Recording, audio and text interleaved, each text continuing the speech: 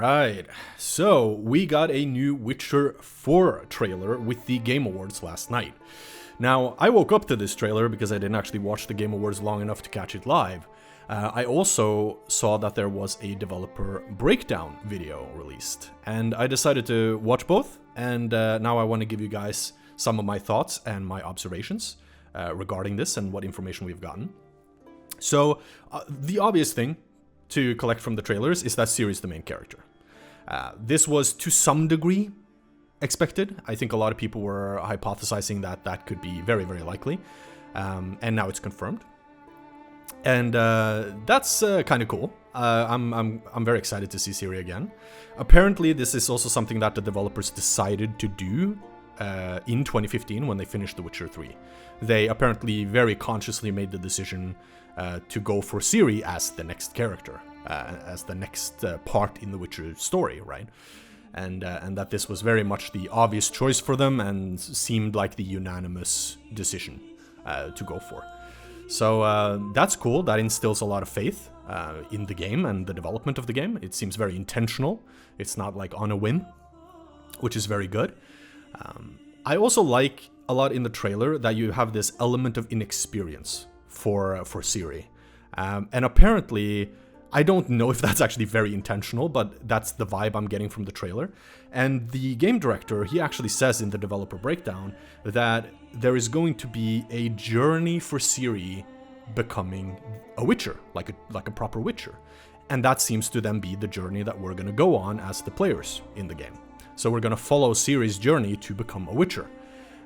Because when you see the trailer, as you obviously can tell, Ciri has Witcher eyes.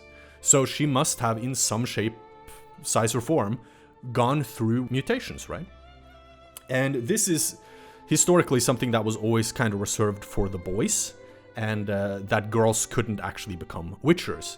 I do find that a little bit weird. That's something they definitely have to explain in the game, and that's also why I think they're doing Ciri's journey to become a Witcher instead of just, you know, oh, Ciri's a Witcher now, let's go, you know? They actually have to have some part of the game, at least, be the journey to become a Witcher, and then probably some part of the game is going to be after she's become a Witcher, at least if you follow the trailer. Now, with Ciri becoming a Witcher, and that being the journey that we're going to follow her on, it seems to very much say that the Ciri becoming a Witcher ending in Witcher 3 is now the canon ending. Which is interesting, because that means, you know, she's not going to be the Empress and she's not going to be dead. So I kind of always thought it was. It's always the one that kind of made most sense, but now I guess it's kind of set in stone. Now, the developer also says something interesting about Ciri. He says that he uses the quote, you know, between greater and lesser evil, I'd rather not choose at all. And he says that Ciri is the kind of person who would choose every time. So that's very interesting. It could kind of hint towards Ciri being much more of a emotional type of Witcher. She's going to be much more human in that sense. She's not going to be so cold and emotionless and unaffected as Witchers sort of historically are, which I actually think could be very interesting to see. It is one of the better parts of, you know, the other Witcher games, and Geralt's story is that sort of morally gray in-between area that he ends up in, and these greater and lesser evils, right? So to see a character that has more motivation and more impulse to actually step in and choose is going to be very interesting. And this is something that definitely fits with the character of Ciri that we saw in The Witcher 3, where she absolutely has more of that sort of spirit, call it, than Geralt does. She's way more proactive. She's way more interested in choosing good and bad. And she doesn't want to sit on the sidelines. So I think that's going to be a very cool premise for the game, to actually see a Ciri character, or a character in general, with the Witcher, with the Witcher status, so to say, going through the world with more motivation to actually intervene. I think that could create some very, very interesting stories. But yeah, the trailer in general is very, very good. It looks fantastic. I do have a little bit of a problem with the fact that it uses the Unreal Engine. I am not a huge fan of the Unreal Engine, and it also means, and as far as I'm aware, it was confirmed that the game is actually made on Unreal Engine. I'm not a big fan of this. I think Unreal Engine has its problems. It looks great on trailers and just straight up visually. The problem just becomes more during gameplay. But I'm not going to go delve into that too deep in this video, but do some research yourself, you'll figure out what I mean. But yeah, the trailer is sick, it looks good, has a very sort of morally grey tone. It very much seems to me to take heavy inspiration from both of the two main Witcher 3 trailers, the A Night to Remember, where he kills the Bruxa, and the Killing Monsters trailer. It sort of takes very heavy inspiration from both of those and melding them together into this trailer. Because you have both the monster slaying part and you have the humans are monsters part in the end. So, but yeah, very, very solid trailer, very good. Definitely got me hyped for the game, absolutely. But there's some interesting observations. So she has Witcher eyes, which means mutations, but she has no Elderblood magic, as far as we can see. Now, the developer hinted that she has this ability to, because in the trailer she sort of takes this energy from the water when she's held down by the monster, and then uses that for an electrical attack. And some sort of in some sort of sign, you know, which apparently is just new. And apparently what he said was that it's supposed to be some sort of ability that she has to take energy from elements and then use those for attacks. So that's going to be interesting. I'm assuming that's maybe some new form of magic, or maybe it's an expansion on the sign system that we already have had in the Witcher games. There's also another thing you'll notice in the trailer, and that is that Ciri is wearing a Lynx medallion, which is pretty cool. It does very much hint at her creating her own school of The Witcher, her own Witcher school. So the School of the Lynx is very much kind of a thing. Or it could also be that she just made her own medallion, and it's not really representing a school, it's just something for her sake. That could also be the case. It could also be very interesting, like, is it going to be some sort of Assassin's Creed Brotherhood thing where, you know, you start recruiting Witchers and building up your school? Is that going to be a part of the game? That could be interesting. I don't know how that would go, but, you know, there's a lot of opportunities there as well. But very interesting that she's wearing the Lynx medallion, kind of like a mixture between a wolf and a cat, or the wolf and the cat school. Very interesting.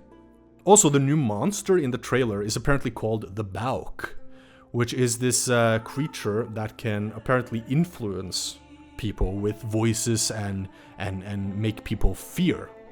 And that's kind of what happens to Ciri when she enters the cave, is that she hears all these voices and all of these appeals to her sense of, or her fear of failing. And apparently, according to the developer as well, she can take this potion, which I haven't seen or heard of a potion like that before, but apparently the potion that she's drinking will block out stuff like that. So that could hint at maybe there's this new element of psychological influence from a monster, at least this type of monster. Maybe other monsters as well, that could be interesting. There's also the hook that she uses in the trailer, that she actually infuses with fire at some point. And that's apparently, as far as I got, a actual gameplay thing. It's that, just because of how the developer said it, he didn't say it straight out, but I have a feeling that that's very much what he kind of meant, is that that's actually going to be something that we can use in the game and actually be able to infuse with fire and other things. So that's going to be interesting to see how that's going to play out. Now, the trailer is also set in a place called Stromford, which is supposed to be this isolated village up north, which is kind of obvious. It's kind of cold in the air, some snow on the ground. It could also just be winter, but it seems to kind of fit a more northern area. They don't say specifically where this is in relation to other landmarks. And if anyone does know where Stromford actually is on the map, do let me know in the comments. I'm very, very curious. But it could be maybe up towards Kovir. Maybe it's closer to Kermoren, the other way up north. It could be very, very interesting to see if we're going to get a new part of the world to actually explore, which I hope, and that it's not just going to be a reuse of the world that we've already seen in Witcher 3. Now, I do find it a little bit weird that girls can be Witchers. Also, I am a little bit skeptical. This is going to come out really wrong, but stick with me. I'm also a little bit skeptical to a female lead Witcher, honestly. I'm kind of always skeptical of female leads, and that's not because they can't be good. There's plenty of good ones. it's because they usually aren't. And especially in a game like this, you know, there's this element of believability that needs to be there for me. When a character is supposed to do something, when a character is supposed to play a certain role capable of certain things, you know, like fighting and killing big, strong monsters, you know? Like, yes, it's fantasy, but that doesn't excuse it from being completely unreasonable, you know? I think it needs to have some footing in reality to really grab you as a player, because if not, it's hard to stretch the suspension of disbelief that far, you know? But I do like Ciri as a character in Witcher 3, so assuming the writing for her, and elsewise the game as a whole, and also the voice actors, which as far as I can tell in the trailer sounds pretty good, remains of the same quality as The Witcher 3, I think it's most likely going to be fine. But I am going to keep, you know, a small amount of skepticism there, you know, just in case. But yeah, overall, the trailer and the game seems to just continue the focus on this grim, dark world of The Witcher. And apparently they also seem to want to have a focus on the light at the end of the tunnel, you know? And Ciri is kind of a perfect protagonist in that sense, right? A little bit more of an optimistic, maybe emotional, wanting good kind of person, to sort of counter that grimness and that darkness of the Witcher world. But yeah, that's all I really got from the trailer and the developer breakdown. If I did miss anything, let me know in the comments below. Let's help keep each other informed. I'll also be making more videos on The Witcher 4, so if you want to see that, do subscribe. And I will see you guys in the next video. Take care. Gods? There are no gods here. There are only monsters.